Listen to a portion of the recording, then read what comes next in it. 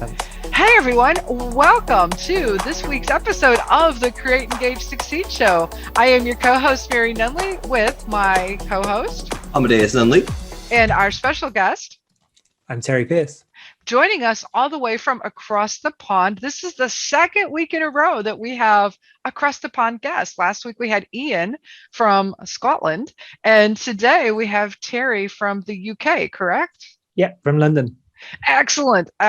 So if you caught the very beginning of this, Facebook always tends to go live right in the middle of me saying something silly. So we are actually live and ready to go. As you've probably noticed a trend on our show in the last year, almost every single guest that I have is somebody that I know or have had the opportunity to engage with or work with or play with in some way, shape, or form, but I've never actually met them. So I met Terry through a couple of programs that I'm in and really got to experience his wit and wisdom when we were playing an online version of Dungeons and Dragons. He was a bard, I was a dragon. So and I made up a couple of songs about you, I believe. Yes, you did, which we're going to forget about that piece. So anyway, Terry, why don't you tell us a little bit about yourself? And then I know Amadeus has a couple of questions, and I've got some questions about this thing that you're working on that I would love to share with the world. So take it away. Sure. Fantastic. Thank you, Mary. And thank you for having me on the show, both of you. It's really, really great to be here. So I help learning professionals, I help learning designers and facilitators to take what might sometimes not be the most exciting content in the world, any kind of content, and make it more fun while staying effective. I think those two things are sometimes difficult to balance. We've got to get results when we're helping people to learn and we're delivering on behalf of organizations. But I'm all about playfulness in those kind of environments and making sure that it really kind of comes to life for the individual. And I think actually those two things go together. So I'm all about trying to make sure that the people I work with can deliver the results that they're going to be judged by, but in a way that keeps people, really enjoying it and really engaged. I love it. Amadeus, looks like you've got something to ask. Yeah. So with that being said, and I think that's a really good point, is to have that kind of playfulness. A lot of times learning becomes this more tedious activity. So what are some kind of key elements of that you add to it to make it playful for the learning? Like, what are some things that you would suggest doing if you're trying to go along that path of, I like how that sounds? Sure. Thanks, Amadeus. So, there's terminology, gamification, that gets used a lot, and some people like it and some people don't. But I think that for me, what gamification is about, and that's a lot of what I would do, is to say, well, what works really well in a game, because games are so powerful and they're so successful. I use this stat that I came across that at its height, the number of hours that were spent every day around the world playing Angry Birds was more than the number of hours spent on the Panama Canal from start to finish. Wow, that's crazy. It's crazy. So if you can take that kind of, the kind of motivation and the kind of power and energy that gets people to just log on to those kind of games again and again and say, well, why are they doing that? And you pick apart those reasons, then I think you can bring some of the mechanics and elements and systems and which is ways of doing things that work in those situations and apply them to kind of anything, really. And for me, that's what gamification is about. But I think it works really well in learning. So just to give you one example, for instance, I think in games, it's really expected that you will fail. That you won't, any game that you play and you just succeed perfectly first time is a rubbish game. It's terrible. So I think, looking at that idea and saying, okay, instead of what happens in a lot of kind of classrooms and learning apps and so on, which is that people feel a real pressure to succeed, to try and bring into it that sense of, okay, we're going to try something out and play. And if it doesn't work, then that's fine. We're going to use that learning and go back around again and succeed second or third or fourth time. That's a fantastic point. Yeah, that a lot of games do. They rely on the learning is from the failures instead of the successes. You learn because you're not going to learn how this mechanic works or what something's doing until you've attempted it and failed.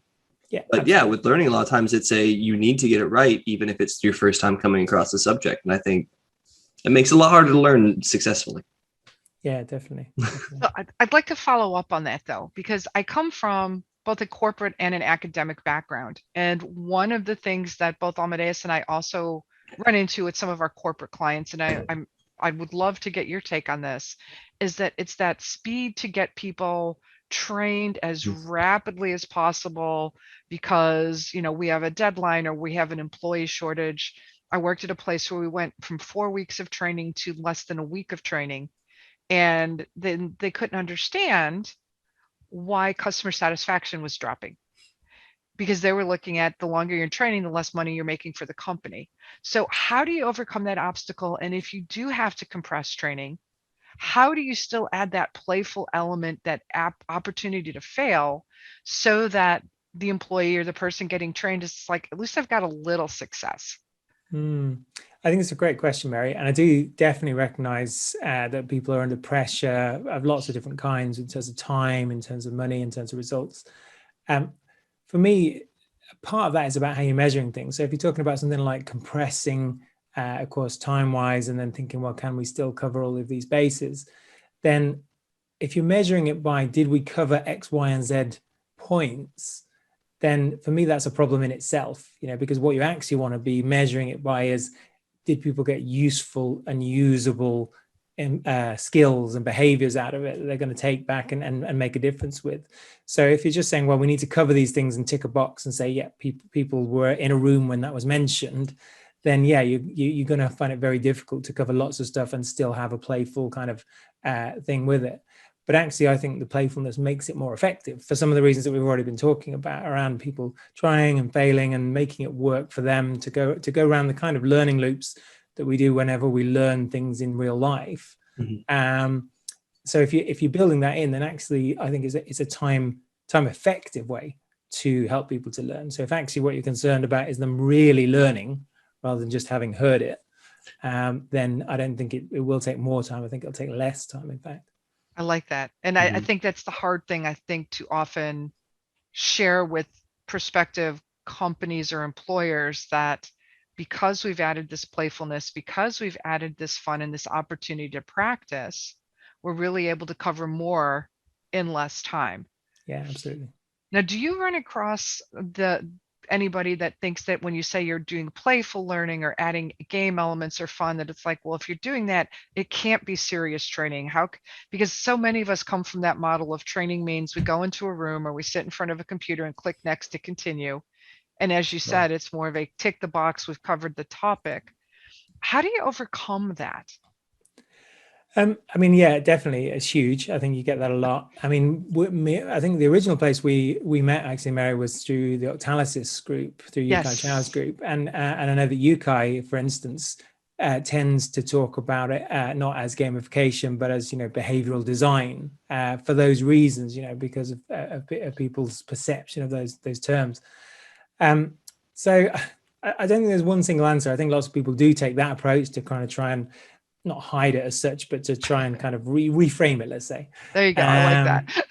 And also some people kind of double down and say, well, no, actually, look, I want to prove to you that this is okay, that this works. I guess personally, I'd probably be more on that side of things, but I think it does vary by the situation. You know, it's what's going to work in terms of getting it accepted by that particular audience. If they're just not going to accept something that is playful and that wears those colors on its sleeve, then okay, you know, have some of the same concepts, but frame them in a way that gets them accepted. I guess the one thing I would say there as well, though, is if you look at gamification in real, and I'm sure you've got plenty of examples of this yourself, Mary. If you look at gamification in action, there's lots of really subtle examples that don't really look or feel like it, but really do embody the concepts. You know, there's the LinkedIn progress bar is the classic example. Yes. In fact, Amadeus is working on something for a client right now that's a gamified kind of mini training, but it doesn't appear, it's not just points, badges, and leaderboards, but you have that progress bar and you have that sense of accomplishment. And, you know, one of the things we've experienced, though, is moving our sort of our corporate tagline from making learning fun to engagement matters, because we had more like, fun, but now by focusing on engagement, which is still fun, it just seems, you know, it just seems to strike a better bell with people. Amadeus, you've got a question. Sure. So we'll go back to a slightly more fun branch of this. Um, how would you view something like D&D, since we're all players of it? How would you view something like those kind of concepts of, working together in a framework, trying to accomplish goal in a fun way? How would you kind of translate that into, the playfulness of learning? I'm sure there's some correlation there. Yeah, sure. Sorry. Oh, no, sorry, go ahead. Yeah, sure. For me, when I think of that in a learning context, the bit of kind of Dungeons and Dragons or anything similar that I would start with is a kind of challenge, because I think that's really what you're giving people in a role-playing game. You're saying, okay, there's a challenge here, or a set of challenges, whether it's to complete this quest and defeat this dragon or whatever, or whether it's to become the best that your character can possibly be to get to this level, or to learn this spell. Or all these different kind of objectives. So there's this challenge, and you've got this different all these different ways you can complete it, all the different options, all the different items, and all the different skills, and your own creativity. So for me, that's so powerful in a learning environment. If you say, like, actually, I'm not going to limit or think too much myself as the creator of the learning about exactly how you're going to fulfill this challenge. I'm just going to give you a challenge. I'm going to give you a set of tools. So if it was, say, let's say a game or a gamified experience around project management, here's the project, here's the end goal of it, and here's some of the tools and variables and ideas you've got to work with, and the little individual challenges, the curveballs that come along. But I'm going to leave you lots and lots of freedom to play with those and to reach your own conclusions about how best to get there, and to surprise me, maybe, if I'm the one facilitating it. I like that. It's great. I think that's something that a lot of gamification could benefit from, because a lot of times we see it feels like the gamification is just here's a bar, or here's some challenges that you're not really tackling differently. You're not really getting involved with. It's here's the answer and here's how you do it because I saw it that way. You guys need to do that or it's not going to work. And I think that kind of misses on what makes gamification fun as a learner to be involved with. Absolutely. And you probably, if you have played a lot of Dungeons and Dragons, been involved in a campaign where you've got a dungeon master who's like that, who says, no, you have to do it the way that I envisage. It's not much fun. Yeah, one of our dungeon masters hated that. Our other one that we have regular, he's like, I view it as this. There's point A and there's point C. You guys are going to find out all the points in between there. There might be more than just B, but that's up to you guys to decide. Yeah, absolutely. Yeah, and I think that would be something that we could bring to more training in general, is there's multiple ways to do something. And I frequently use a software example of that, regardless of whether you're on Mac or PC. If I want to do something as simple as copy and paste, there's at least 3 different ways that I know of that I can achieve that same goal. And it used to frustrate me when I was at the college, and our Microsoft trainers would be like, well, in order to pass the test, you must be able to copy and paste in the exact way I tell you. I'm like, but it depends. Like, if I'm on a big keyboard, I might use my command keys. And if I only have my mouse, I might right click it. And so why are you constraining me to one thing? And I guess the challenge as learning designers is, how do we incorporate that across the board? Which, Terry, brings me to my next question, which is, you're working on something really cool right now. Thank you. For course creators, instructional designers, learning developers, to make, I don't know, take the mystery out of some of the things that we've been talking about. I don't know if that's the right way to phrase it, but I want to hear more. Yeah, great. No, I think that's a pretty good way to phrase it. So it's a product that I'm bringing out soon. It's called the Transform Deck. And I just got the prototype of it today to approve from the printer, so I'm quite excited. I've actually got a physical thing after working on it for quite a while, just on my computer and with my kind of mock-up little kind of paper prototypes. But it's the idea really is that over I'm not going to say how long a career actually now of designing learning experiences, I found that sometimes I ended up kind of redesigning the same thing because I forgot that I'd actually done it like a year or a few years ago, the same kind of activity or the same kind of game or something like that, or that it took me a while to kind of think about, oh yeah, I did it this way, I did it this other way, and maybe I could combine the two. And I wanted to kind of facilitate that process a bit more. So I came up with a kind of it's not exactly a spreadsheet, but it's just a similar kind of thing to help me see all the different ways that I've turned content into different kinds of engaging activities. Nice. And by scanning that, I got lots and lots of ideas, and it just really helped the process to start to see, oh yeah, I could do it that way, or combine A with B. And then I started to think about how could other people use that. And so what actually that developed into really was the idea of a deck of cards, where each card is kind of an abstracted way that content can be made into an activity. And some of them are really simple, like and really common, like say a role play, or to prioritize a list, to give people 8 different things and say, okay, you've got to prioritize them in order of X. And some of them are much more complex, like a trading game where you're given some resources and you have to trade with other teams. But each one is kind of has its own card. I've got them here. I don't know if it's worth showing them to the live. Actually, I don't know if my camera will kind of do it. Ooh, yeah. Yeah, there we go. So it just kind of tells you a little bit about what it is, what it does, which of the cards it combines well with, and then a little bit about kind of some examples. Oh, wow. That's awesome. Work well. And then by kind of sorting through and doing various arrangements with the deck kind of in front of you, you can say, okay, the piece of content I've got in mind is this. Let's have a look and explore different ways that could bring it to life.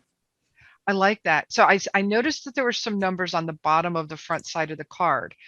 Are those complementary activities, or are they other, or it's like this could be built together in a sequence using these activities? Yeah, no, it's ones that kind of work well with it in combination, combos. Yeah. So once I've got the initial kind of cards there, and the initial thought of just kind of leafing through them and picking one at a time, I started to think of different ways that they could work. And one of them was to just suggested combinations.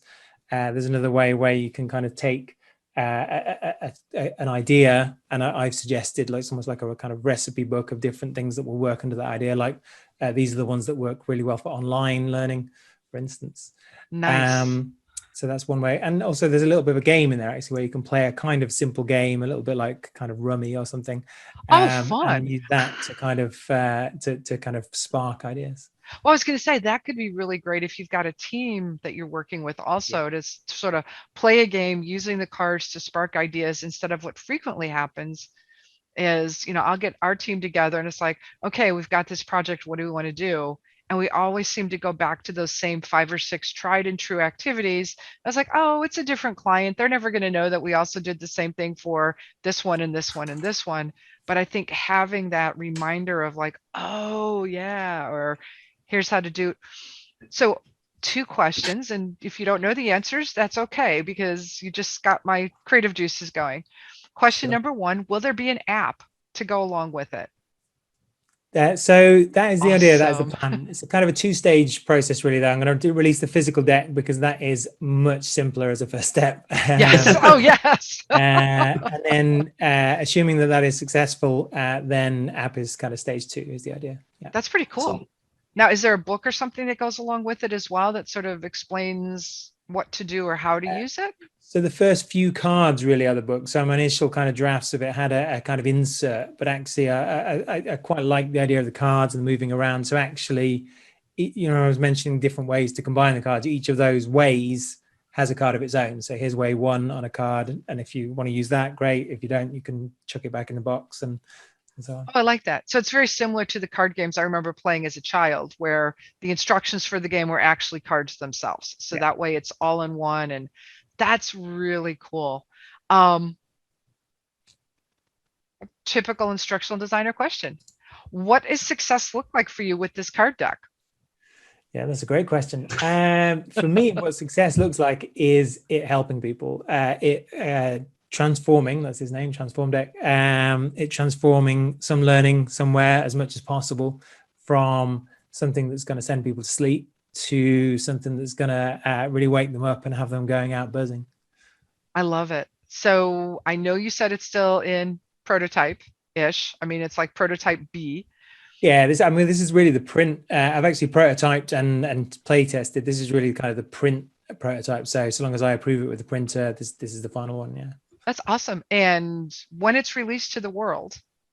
you will let us know so that I can share with my Yes, audience. absolutely. Will it be available to send around, to buy around the world? Because I know you're in London and we're in the States. So, Yeah, absolutely. So initially, it'll just be produced in the UK, but absolutely with a little bit of extra postage. Very happy to take international orders. And then, once that's up and running and working, I can look at maybe getting it produced in other places as well.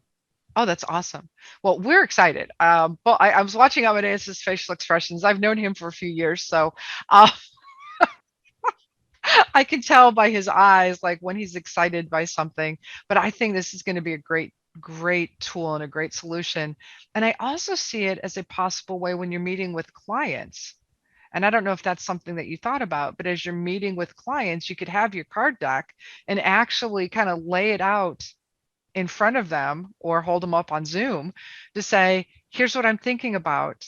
There's this, there's this, because oftentimes if they're not in this world, Mhm. it's hard for a client to visualize what you're trying to explain. But I Mm. see that card deck as being just a great tool. I can also see it coming back to hurt us because if I give them as gifts to clients, it'd be like, okay, so we'd like you to build number 17 plus 21 plus 34. Yeah, no, I do think the kind of physicality of it, and this is something else I need to think about with the app a little bit, but I think the physicality of it and the space, the way it uses space, really turns what might otherwise be quite an individual or a cerebral kind of thing into something that can be much more of a conversation and can involve people, definitely. hmm Yeah, so it's like as you're showing these, my brain is already going into like 15 different ways that we could use them. So thank you for sparking some like No wild problem. ideas. So we're almost out of time. Wow. I know it's been a fast almost 30 minutes here. So before we go though, let's put you on the hot seat. Sure. What is your projection for gamification in the next 5 years? Interesting. I saw a quote recently from Amy Jo Kim, and I really liked it actually. And she said that gamification will fade out of use as a word, and actually everything that we currently calling gamification will just become part of design. And that's kind of sounds about right to me. That actually, the if these things are effective in the ways that I've been saying as part of this conversation, then actually they'll just become part of good design, the same way that there's a lot of things that we do as part of design now that were kind of new when maybe Apple first did them or somebody else first did them. So yeah, I think gamification will go from strength to strength, but I think it will just become more part of this is design. This is what we do to be effective. That makes sense. And I think again, anything new is like we live in this world. So when we say gamification, we're even speaking a similar language because we come out of Yukai's world. Many of our clients live in the world of, oh, gamification, that's just points, badges, leaderboards. Mm, yeah. Amadeus, what do you think about that? What do I think, or what does he think? Both. I mean, there's nothing wrong with them inherently, but they're not all there is to gamification. Like that's just a part of it. There needs to be more to it. If you're just getting points, but there's not anything to them, if there's no reason to get them, like you hit next button, here's a point. That's not engaging to from an actual video game. No one wants that, and from a learning perspective, that's not encouraging. But getting into the activities and getting into interactive situations and getting awards for that is encouragement to make sure you're actually fully embracing the project instead of just going like next. Sure. Yeah. I think Yukai actually put it really well recently in a talk I saw him give where he said, nobody ever said that X is my favorite game because of the point system. Exactly. Yeah, no, that's true. I mean, unless you are playing slapjack. I don't Even know. then, there's a lot more to the mechanics than just points. You're not really slapping for points. That's not the fun part. Is you like slapping people. Yeah, you need that. You need your slapping people in your playing. Yeah, Or equivalent. that's a scary game in our family because my daughter is vicious. Oh. So on that note, when you have a client that asks about gamification and what they're really asking for is point badges and leaderboards, how do you redirect them? Yeah, I definitely have had this often and recently. I would explain carefully. I have explained carefully what, starting with effectiveness. What are the results you want? What are the outcomes you want to see? and then working back from that. Okay, so if those are the outcomes, then this is what I think will best get that. This is why that won't get this. And if there are some of the pressures that you talked about earlier, then trying to use those as parameters, but still say within those, this is the best way. I love it. And that's very similar to what we do, is we try to show it as part of a whole strategy, not just the be all and end all. And generally our conversations with prospective clients who want gamification start with, please give me your description of what gamification means to you. And then we'll have a conversation from there. Yeah, no, I think that's good. I mean, I think the key thing to keep in mind through all of it is that they see it as a tool. I mean, I'm happy with it for its own sake, for me personally, but they want it as a tool. So if it's a tool, then it's got to get the results that it needs as a tool. Yeah, I love it. Yeah. And again, you can get a variety of results depending on the tool that you use, but we want to help you get the best results with the best possible tool. Yeah. Well, with that, we are at the end of the show, and you're almost at the end of your day, I guess, in terms of maybe just a few more emails. I love it. I love it. So any last words of wisdom you'd like to share with our audience? And most importantly, how can they get in touch with you if they would like a card deck when it becomes available? That's words He's of like, wisdom. I don't know. Words of wisdom is quite a, put you on the spot kind of thing. I would say just read as broadly and take as many sources in as possible. I think that's what really inspires me, is to look at as many different points of view around gamification, around engagement, around learning as I possibly can. And that's what keeps my juices flowing. Where they can get in touch with me. So I'm on LinkedIn, Terry Pearce on LinkedIn. You can go to my website, Untold Play, and sign up for my mailing list. There's also an Untold Play YouTube channel where I have a series on what we can learn from non-learning games and bring into the learning environment. That's probably the best place to start: LinkedIn, untoldplay.com, or my YouTube channel. I love it. Yeah, I've been enjoying the series that you've been producing lately, following you along on LinkedIn, which is where we mostly interact. So Thank you, Terry, so much for joining us. This is Mary Nunley and my co-host, Amadeus Nunley, and our fabulous guest, Terry Pearce. Thank you. Signing off from this week's episode of the Create, Engage, Succeed show. See you guys next time. Good one.